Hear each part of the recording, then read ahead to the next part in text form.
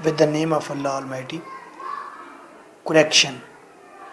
Rule number 11 to 20. 11. अगर दो nouns या प्रोनाउंस मदरजा झैल अल्फाज से मिलाए जाएं तो वर्ब पहले नाउन या प्रोनाउन के मुताबिक होगा। नाउन क्या होते हैं? नाम। प्रोनाउन क्या होते हैं? जो नाउन की जगह पे इस्तेमाल होते हैं। जो नाउन की जगह पर इस्तेमाल होता है, जैसा कि ही, हिज, हिम, शी, हर पूरा चार्ट हमने पढ़ा था। पहले आप देखें ये वर्ड कौन से हैं। नॉट, विद, अलॉन्ग विद, साथ, इसका मतलब होता है साथ। टुगेदर विद, बट, एक्सेप्ट, सिवाय। बिसाइड्स, करीब। एज वेल एज, मज़ीद ये के। इंस्टेड ऑफ, इसकी बजाय। इन एडिशन टू, मज़ीद ये, etcetera, ETC। She with I am ill. सबसे पहली बात ये बताएं, इस सेंटेंस के अंदर कोई प्रोनाउन इस्तेमाल हुआ है? जी बेटा आप बताएं। कोई और प्रोनाउन है? शी। पहले तो आपने कहा कोई नहीं। शी भी है और आई भी है। शी और आई को किसके साथ मिलाया गया है? इनके दरमियान में वर्ड क्या है? विद। एम को छोड़ें, विद। ये दो प्रोनाउन किसके साथ मिलाए गए? विद के साथ। देखिए ऊपर जो हमने लफ्ज लिखे हैं उनमें विद कहीं ठहरा है? हमने कहा है ऊपर वाले अल्फाज में से कोई लफ्ज के साथ अगर दो प्रोनाउन मिलाए जाएंगे तो आगे आने वाला हेल्पिंग वर्ब या वर्ब वो पहले प्रोनाउन के मुताबिक होना चाहिए। बताइए इस सेंटेंस में पहले आने वाला प्रोनाउन कौन सा है? शी। सेंटेंस गलत यूं है, she with I am ill. जब एम लगाया तो प्रोनाउन कौन से वाले के लिए लगाया? ये एम किसके साथ आता है? आई के साथ आता है। आई बाद में आया है ना, तो she with I am ill गलत है। हालांकि लगता यूं है कि यही सही है, अहले हदीस रूल है। लगता गलत है सही। समझ गया ना मेरी बात? She with I is ill, दर हकीकत ये ठीक है। ठीक है। मदरजा झैल वर्ब्स के बाद रिफ्लेक्सिव प्रोनाउन इस्तेमाल होगा। रिफ्लेक्सिव प्रोनाउन वो होते हैं him self, her self, them selves, my self. ये रिफ्लेक्सिव प्रोनाउन कहलाते हैं। समझ आ गई है? नीचे अल्फाज जो दिए गए हैं इनके साथ रिफ्लेक्सिव प्रोनाउन इस्तेमाल होगा। आंखें खुली है ना? अवेल, हासिल करना। एब्सेंट, गैर हाजिर होना। एक्विट, ये भी हासिल करना।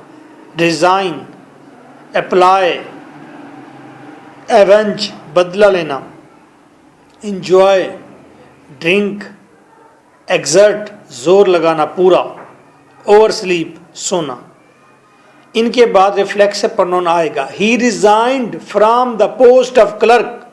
देखिए कहीं रिफ्लेक्सिव प्रोनाउन है इसमें? नहीं है इसमें। रिफ्लेक्सिव प्रोनाउन क्या होता है? इसमें वो नहीं है जी सर। ठीक है, रिफ्लेक्सिव प्रोनाउन क्या होता है ये सोचना है। नहीं है। He resigned himself from the post of clerk. अब ये ठीक है, इसमें रिफ्लेक्सिव प्रोनाउन इस्तेमाल हुआ है। क्यों हुआ है? क्योंकि इसमें रिजाइन आया है लफ्ज। ओके। अच्छा, हमने इसमें हिमसेल्फ क्यों लगाया है? देम सेल्व्स क्यों नहीं लगा दिया? शाबाश। ही पीछे ठहरा हुआ है, ही के साथ हिमसेल्फ आता है। अगर पीछे शी लिखा होता तो फिर क्या लिखते आप?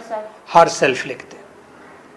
तो ये लफ्ज आपको पक्के याद करने पड़ेंगे कि इनके बाद रिफ्लेक्सिव प्रोनाउन आता है और अक्सर एग्जाम में इसमें से एक सेंटेंस आ जाता है। अच्छा, इसके अपोजिट फिर देखें एक रूल नंबर 13, मदरजा झैल वर्ब्स के बाद रिफ्लेक्सिव प्रोनाउन इस्तेमाल ना होगा। नीचे जो दिए गए हैं इनके बाद रिफ्लेक्सिव प्रोनाउन इस्तेमाल नहीं होता। कौन कौन से लफ्ज हैं ये? Keep, break, bath, open, spread फैलाना, टर्न, रेस्ट, इनलिस्ट लिस्ट में दाखिल करना, gather, hide, feed, qualify, steal, make, stop, lengthen लंबा करना, रोल, रिपेंट पछताना, मूव, मैरी, फॉर्म, बस्ट एकदम बुछाड़ होना, खुलना, डैश वक्फा, ड्रा। इन लफ्ज़ों के बाद रिफ्लेक्सिव प्रोनाउन एग्जामिनर लगा कर देगा, आपका काम होगा उसे ख़त्म करना। Aslam keeps himself away from bad boys, Aslam अपने आप को बैड बॉयज़ से दूर रखता है। हमने कहा कीप आ जाएगा तो आगे रिफ्लेक्सिव प्रोनाउन नहीं आएगा, शाबाश। Aslam keeps away from bad boys. मदरजा झैल के बाद बार इन्फिनिटिव आता है, बार इन्फिनिटिव। अच्छा, इन्फिनिटिव कैसे कहते हैं? जो खाली जगह है वहीं पर लिख ले, लिखें इन्फिनिटिव, लिखें INFINITIVE,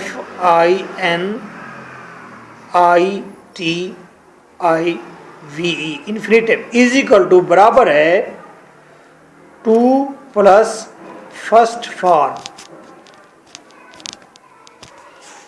कहीं पर भी 2 प्लस फर्स्ट फॉर्म लिखी होगी, उस 2 प्लस फर्स्ट फॉर्म को क्या कहते हैं? इन्फिनिटिव। क्या कहते हैं? क्लियर है? He goes to school to study, to study, to के बाद क्या आई? फर्स्ट फॉर्म आई ना, तो इस टू स्टडी को क्या कहते हैं? ऊंची आवाज में कहें। रोटी नहीं खाते? खाते तो फिर बोले, मैं भी तो उतना खाता हूं, आपसे कम खाता हूंगा। इन्फिनिटिव कहते हैं। किसे कहते हैं इन्फिनिटिव? 2 प्लस फर्स्ट फॉर्म को इन्फिनिटिव कहते हैं, ठीक है। BAR, बार, बार कहते हैं नंगा, नंगा होना।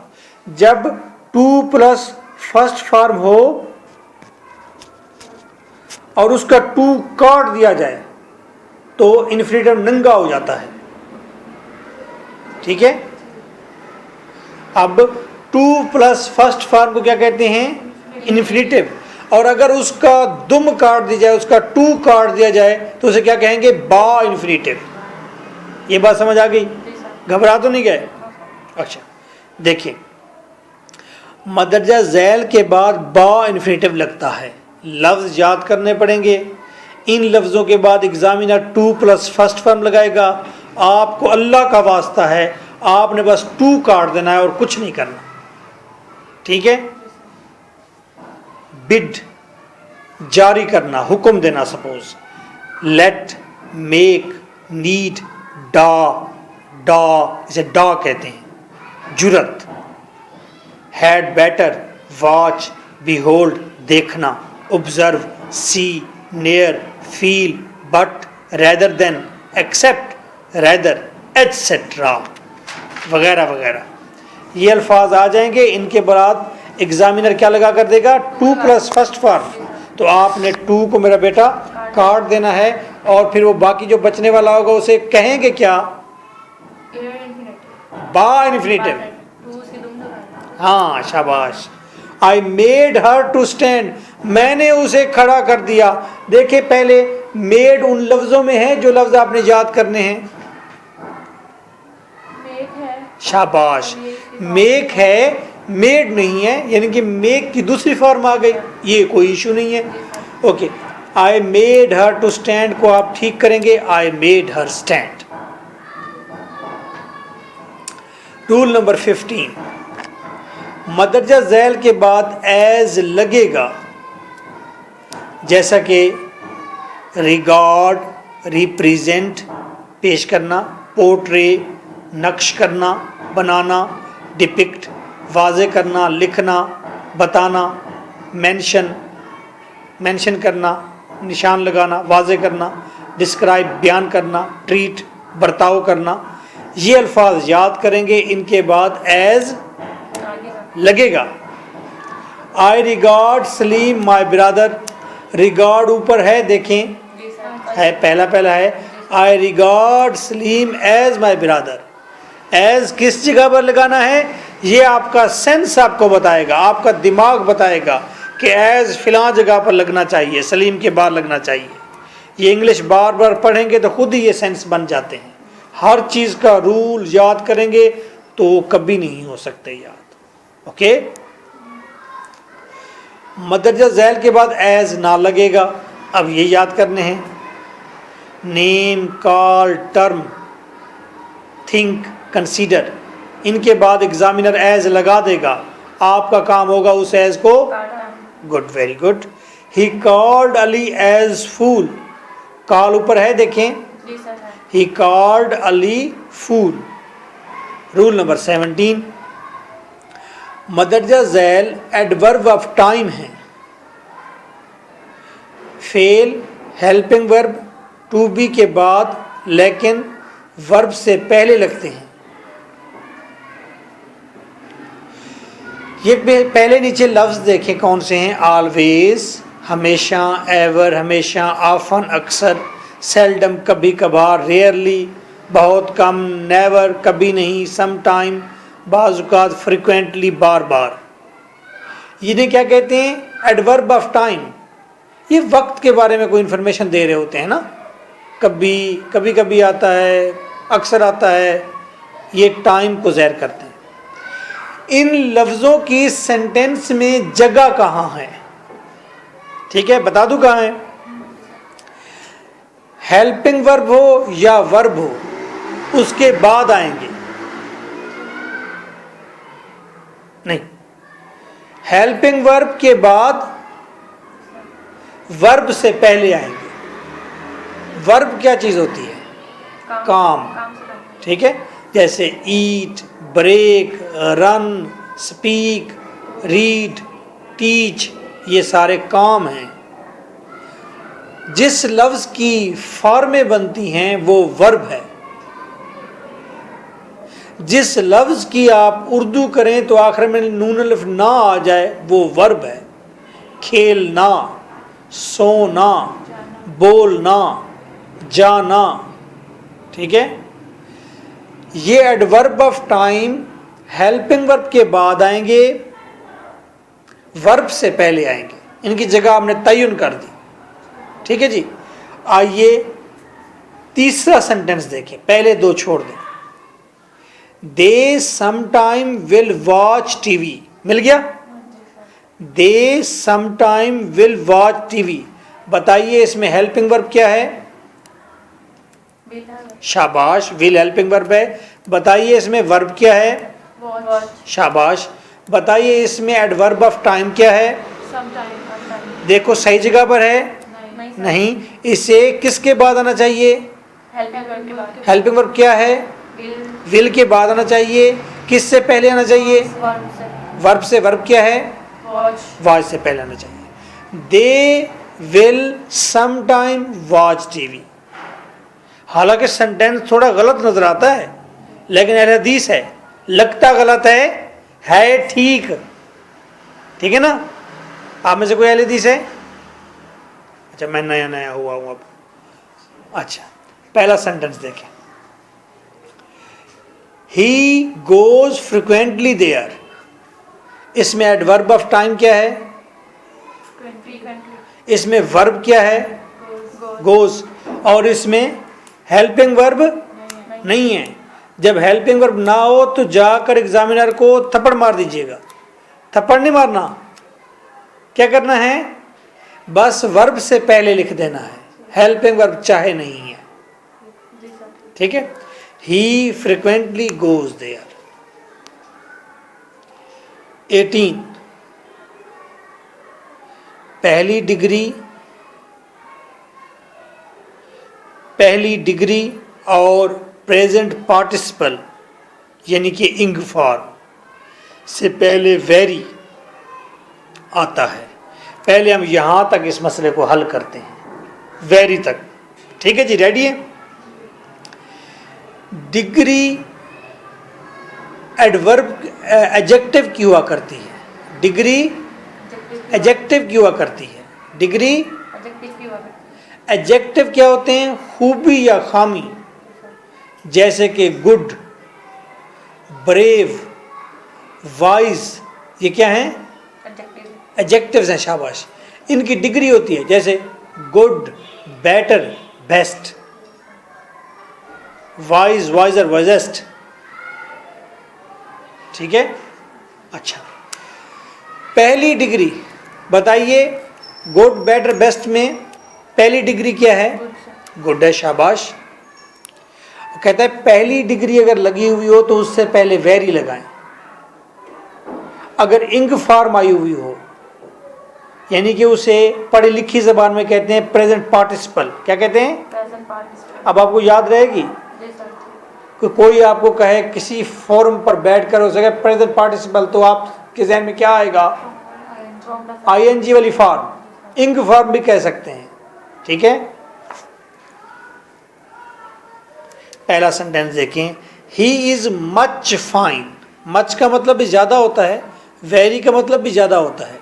फाइन पहली डिग्री है, दूसरी है, तीसरी है? पहली है।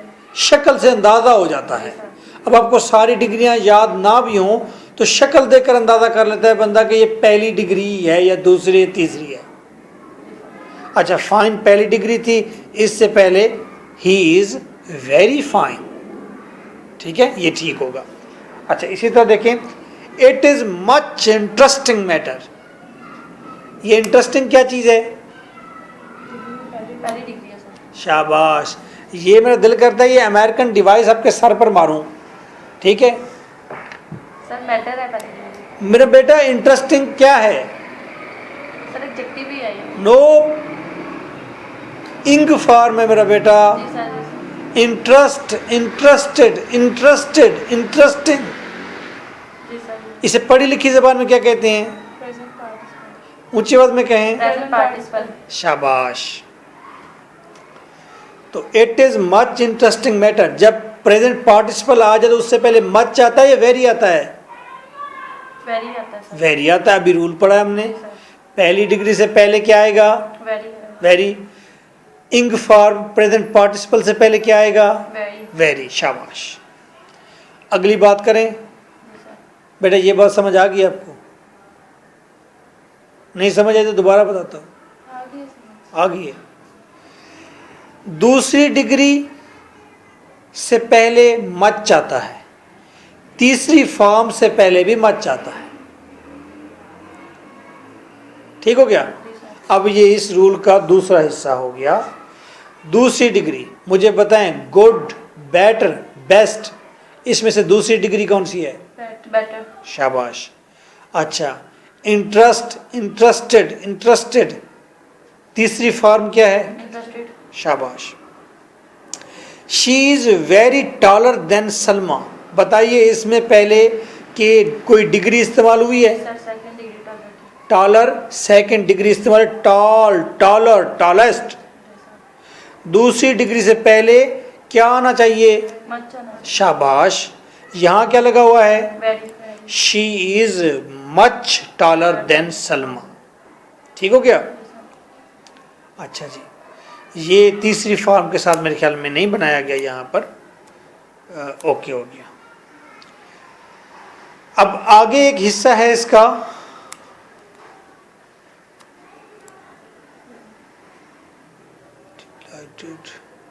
ओके जी, ये तीसरा हिस्सा इसका काट ही दें, ये कंफ्यूजिंग है। ठीक है, जान छोटी। बस इतना याद रखना है मेरा बेटा, पहली डिग्री और इंग फॉर्म से पहले वेरी आएगा, दूसरी डिग्री और तीसरी डिग्री के साथ मच आना।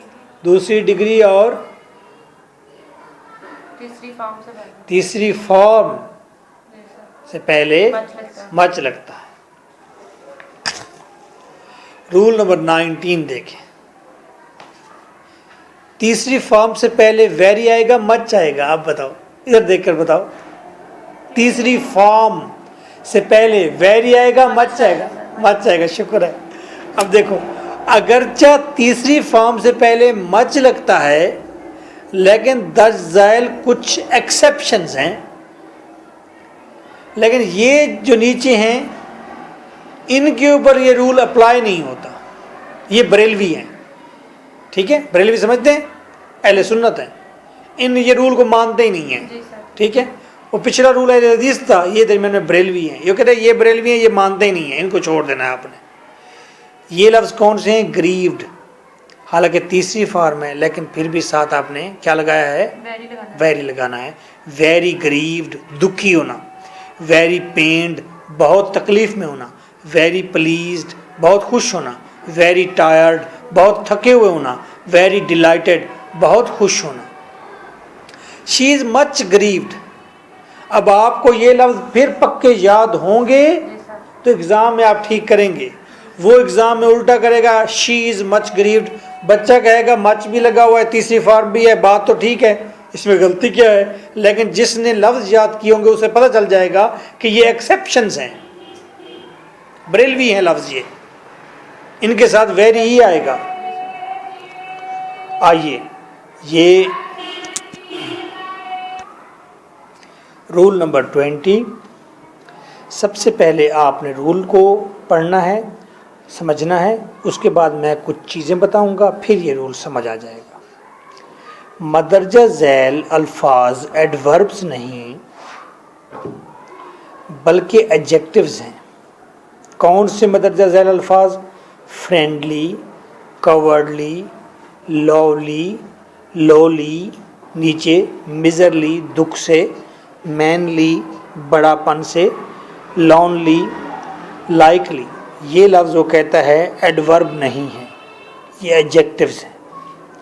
अगर इनका एडवर्ब मकसूद हो तो इसे adverbial clause in a friendly manner में तब्दील कर देते हैं। अच्छा, एक सेंटेंस लिखिए, she walks briskly. Briskly, BRISKLY, notes के ऊपर ही लिख दें, शी वॉक्स ब्रिस्कली। ओके। अच्छा, अब हमने सबसे पहले ये सीखना है बेटा कि एडवर्ब क्या होता है। क्लियर? एडवर्ब की सिंपल डेफिनेशन ये है, वो लफ्ज़ जो वर्ब को सपोर्ट करे, वो लफ्ज़ जो वर्ब को क्वालिफाई करे, वो लफ्ज़ जो वर्ब के बारे में इंफॉर्मेशन दे। ठीक है? शी वॉक्स ब्रिस्कली, बताइए इसके अंदर वर्ब क्या है? वॉक्स, चलना। अब वो चल कैसे रही है? स्लोली चल रही है, तेज चल रही है, लड़खड़ा कर चल रही है, किस तरह से चल रही है? इसकी इंफॉर्मेशन हमें मिली आगे से ब्रिस्कली लफ्ज से। किससे? ब्रिस्कली का मतलब होता है तेज तेज चलना। ठीक है? She walks briskly. तो मैं पूछूं आपसे, क्या इस वर्ब वॉक को सपोर्ट करने वाला कोई लफ्ज इसमें मौजूद है? इस सेंटेंस में ब्रिस्कली है। तो जो लफ्ज वर्ब को सपोर्ट करे उसे क्या कहते हैं? एडवर्ब। अब आपको एडवर्ब का पता चल गया। कहीं भी कोई सेंटेंस लिखा हुआ होगा, अगर उसमें कोई लफ्ज वर्ब को सपोर्ट कर रहा होगा या वर्ब के बारे में इंफॉर्मेशन दे रहा होगा, तो आप उसे फौरन पकड़ लेंगे, आप कहेंगे ये रहा एडवर्ब। ठीक है? अच्छा, एडवर्ब की एक और निशानी बताऊं, 90% जो एडवर्ब हैं उनके आखिर में एल वाई आता है। ठीक है? 90% एडवर्ब के आखिर में एल वाई आता है। अब आपके पास दो रास्ते हैं एडवर्ब को पहचानने के लिए। मैं जब पढ़ता था मुझे बड़ी मुश्किल थी कि एडवर्ब मैं कैसे पहचानूं। अब मैंने आपको दो फार्मूले बता दिए। सेंटेंस में जो लफ्ज वर्ब को सपोर्ट कर रहा हो तो वो एडवर्ब है, और आखिर में एल वाई आता है तो वो क्या होगा? एडवर्ब होगा। अब वो कहते हैं मदरजा झैल जो अल्फाज हैं ये धोखा दे रहे हैं, ये लगते तो एडवर्ब हैं, क्यों? इन सब के आखिर में एल वाई आ रहा है, लेकिन ये एडवर्ब नहीं है, ये है एडजेक्टिव। ठीक है? ये बात यहां तक पहुंच गए? ये लफ्ज दोबारा पढ़ें, फ्रेंडली, कवर्डली, बुजदिली से, lovely, lowly, miserly, manly, lonely, likely, ये सारे क्या हैं? एडवर्ब, एडवर्ब नहीं हैं, एडजेक्टिव है। बल्कि उसने बता दिया कि ये एडजेक्टिव हैं। अब मसला ये है कि वर्ब के एडवर्ब जो है वो वर्ब के फौरन बाद आता है।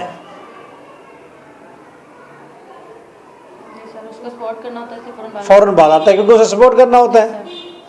अब जब सेंटेंस लिखे हुए होंगे ये फ्रेंडली, फौरन बाद तो वर्ब क्या आएगा, लेकिन रोला ये है ये वर्ब एडवर्ब है ही नहीं। फिर क्या करें, इसे लगाना भी जरूरी होगा, और ये एडवर्ब तो नहीं है कि इसको फौरन बाद लगा दिया जाए। ये हमारे लिए एक मसला बन गया है। अब हम क्या करते हैं, he treated me friendly, sentence नीचे लिखा हुआ है ही ट्रीटेड मी फ्रेंडली। बताइए इसमें वर्ब क्या है? ट्रीटेड। उसके बाद जो फ्रेंडली आया है ये ऐसे लगता है कि एडवर्ब है, लेकिन ये एडवर्ब है नहीं, एडजेक्टिव है। तो इसको यहीं पर लगाने का एक ही रास्ता है कि हम इसको एडवर्बल क्लॉज में कर दें। एडवर्बल क्लॉज कोई मुश्किल चीज़ नहीं है, आसान सी चीज़ है। देखिए नीचे लिखी हुई है he treated me in a friendly manner. He sentence होगा अगर ही फाउट कवर्डली, वो लड़ा बुजदिली से, गलत होगा। ठीक क्या करेंगे? शाबाश, ही फाउट इन अ कवर्डली मैनर या वे। ओके, अच्छा अब हम जरा दोबारा रूल पढ़ें। ये इस पूरी करेक्शन का सबसे मुश्किल रूल है।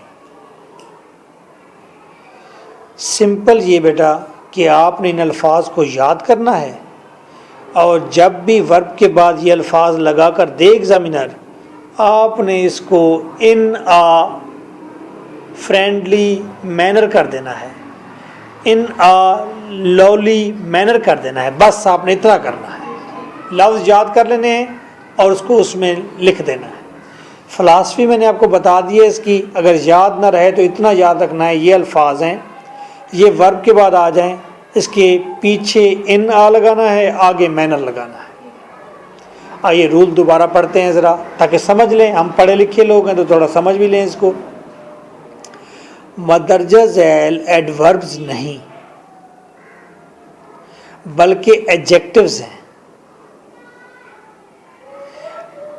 अगर इनका एडवर्ब मकसूद हो तो, अगर यानी कि इनको एडवर्ब के तौर पर इस्तेमाल करना ज़रूरी हो तो एडवर्बल क्लॉज जैसा कि इन अ फ्रेंडली मैनर या वे में तब्दील कर देते हैं। फिर उसने बताया है एडजेक्टिव किसी नाउन के मुतल्लिक मालूमात देते हैं। ही इज़ ब्रेव, कौन ब्रेव है? ही। शाबाश, वेरी गुड। तो एडजेक्टिव जो होता है वो पीछे ठहरे हुए नाउन, जो प्रोनाउन के बारे में इंफॉर्मेशन देता है कि वो बहादुर है, वाइज है, गुड है, क्या भला है। लेकिन जो एडवर्ब होता है, अब एडवर्ब की पूरी डेफिनेशन देखें। एडवर्ब किसी वर्ब, एडजेक्टिव या अपने जैसे किसी और एडवर्ब के मुतालिक मालूमात देता है। मैं इसकी फिलॉसफी में नहीं जाऊंगा, लिहाजा किसी वर्ब के बाद एडजेक्टिव इस्तेमाल नहीं होता। वर्ब के बाद एडजेक्टिव इस्तेमाल डायरेक्ट नहीं हो सकता, हाँ, बल्कि एडवर्बल क्लॉज इस्तेमाल होती है। या एडवर्ब होगा तो इस्तेमाल होगा, या एडवर्बल क्लॉज इस्तेमाल होगा। ये सारी फिलॉसफी समझ आ गई तो ठीक, नहीं तो लफ्ज़ याद करेंगे, और अगर वर्ब के बाद ये अल्फाज आएंगे इन आ फ्रेंडली या कवर्डली या लॉली मैनर लिख देंगे आगे। क्लियर है जी? Okay, that is finished I think so.